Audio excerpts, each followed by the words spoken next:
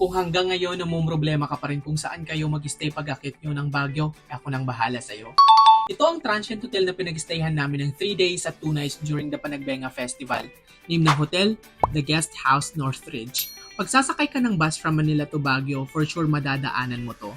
Sabihin mo lang na ibaba ka sa May Pukay Village Marcos Highway. It's a 5-story building kaya malawak din sa loob and it can accommodate big groups. Pagpasok mo bubungad ang front desk area, after nyan makikita mo na ang atrium. Favorite tambayan ko to kasi maaliwalas dahil na din open space siya. Yung saktong lamig ng Baguio, dama mo din talaga. May mga pine trees sa paligid kaya feeling ko tuloy nasa ibang bansa na ako. May ganon. Oy sakto, tiningnan ko na din ang mga rooms para sa inyo so you can have an idea what's inside. Meron silang deluxe double rooms. Pagpasok mo makikita ang usual amenities sa isang room. Blanket, unan, may TV, fan. Sa CR may shower at heater tapos paglabas mo, open mo lang yung pinto, pwede ka na ding tumambay dyan. Pag umabot na kayo sa 5, meron din silang deluxe family room. 2,800 lang yan sa regular rate nila, so hati-hati na lang kayo. Meron din silang good for 4 and 7 persons. Actually, kaya nga to ng 8 persons. Kailangan lang may special arrangement sa kanila. Both have comfort rooms na rin.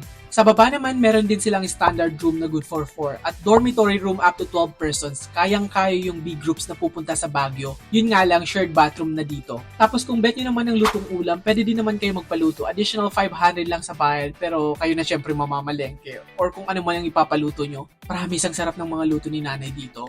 Kung saktong Holy Week ang punta nyo, you have the option to visit their chapel sa top floor ng building. Sa labas nito ay tambayan din na pwede mong makita ang La Presa at mag-sunset viewing.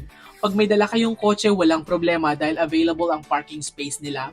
Pwede ka ding umaro sa labas ng hotel. Ang perfect ng spot na to, akala ko nasa Korea na ako eh. Ngayon, kung bet mo naman magkape, 3 to 4 minutes away from the hotel, punta ka lang sa building na to.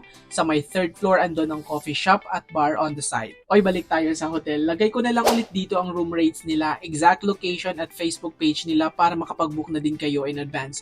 Yun lang. Share nyo na din to, baka yung iba dyan, problema pa rin kung saan mag-i-stay sa Baguio. Bye-bye!